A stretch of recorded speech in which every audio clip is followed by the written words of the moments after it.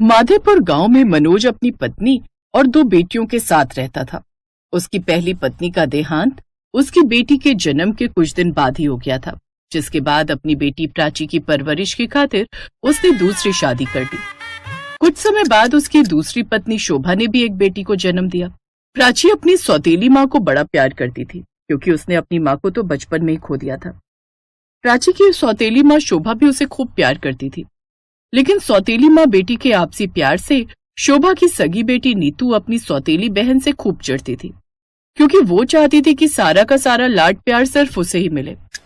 जब वो दोनों बड़ी हुई तो उनके माता पिता ने उन दोनों की शादी एक ही घर में करने का फैसला किया।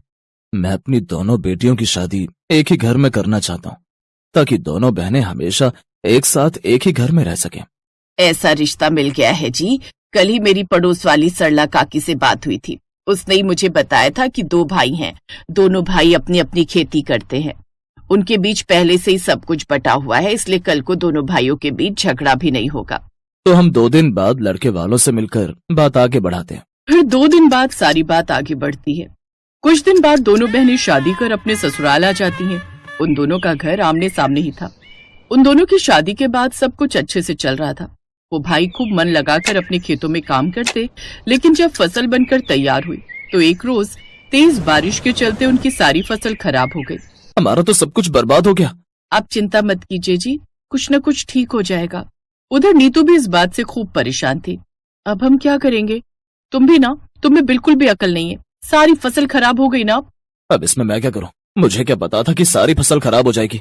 ऐसे ही समय बीता। फिर एक रोज दिन पर दिन सारी जमा पूंजी खत्म होती जा रही है। अब हम क्या करेंगे प्राची? आप चिंता मत कीजिए जी, मैं बहुत ही अच्छी रुमाली रोटी और कतई कबाब बना लेती हूँ।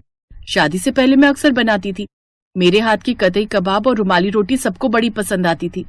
मैं सोच रही थी कि अपने गांव में ऐसा एक भी ठेला नहीं है, तो क्यों ना मैं कतई कबाब और रुमाली रोटी बनाकर बेचूं।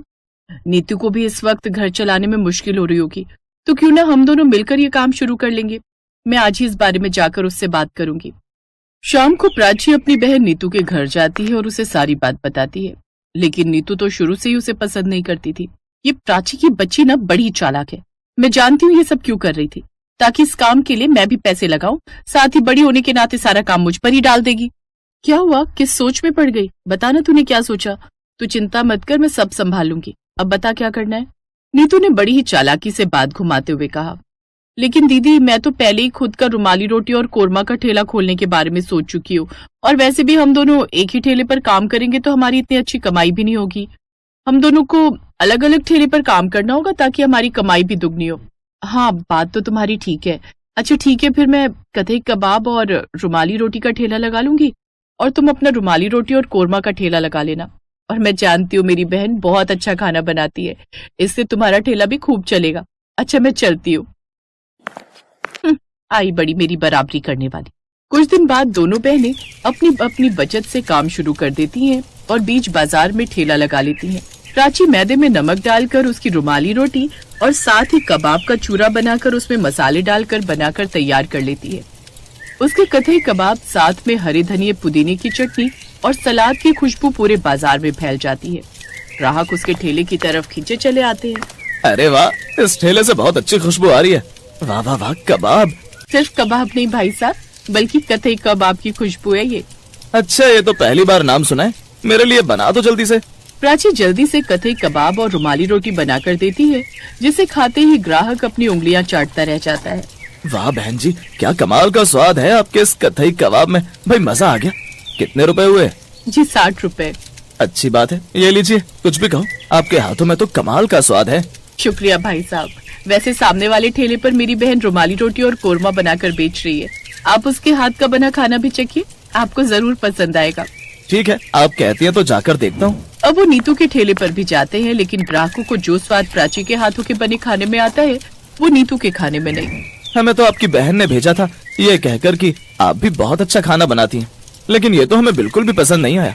जो स्वाद आपकी बहन के हाथों में वो आपके हाथों में नहीं है। बिल्कुल ठीक कहा आपने भाई साहब, इसके खाने में वो स्वाद नहीं है। हम बेकार ही पैसे खर्च कर दिए। हाँ हाँ, तो जाओ यहाँ से, और आज के बाद मेरे ठेले के आसपास फटक भी मत जाना, समझे? ना जाने इसकी रुमाली रोटी और कथई कबाब में ऐसा क्या स्वाद है जो मेरे खाने में नहीं।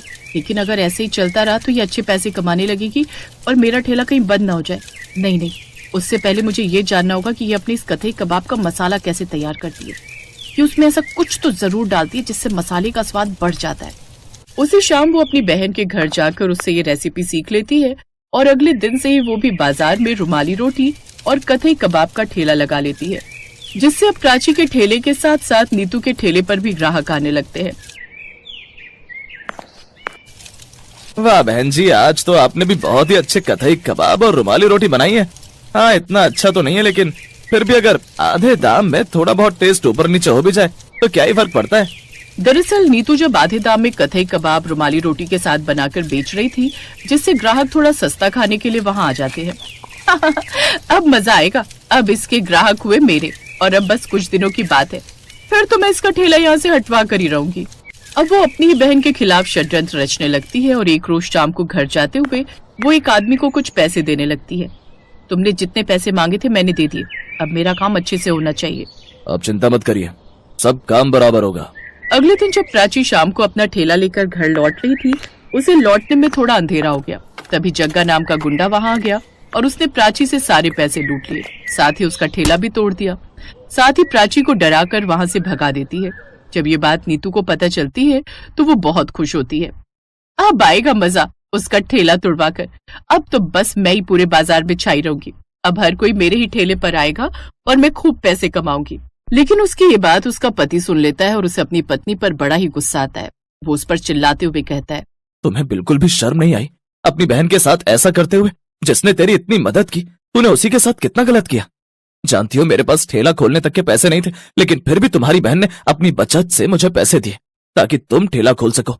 लेकिन मैं नहीं जानता था कि तुम्हारे मन में उनके लिए इतना जहर घुला है कि तुमने अपनी ही बहन का ठेला उजाड़ दिया। ये सब सुनकर नीतू की आंखों में आंसू आ जाते हैं और वो अपनी बहन के घर जाकर उससे माफी मांगती है। साथ ही उसका ठेला भी ठीक करवा देती है।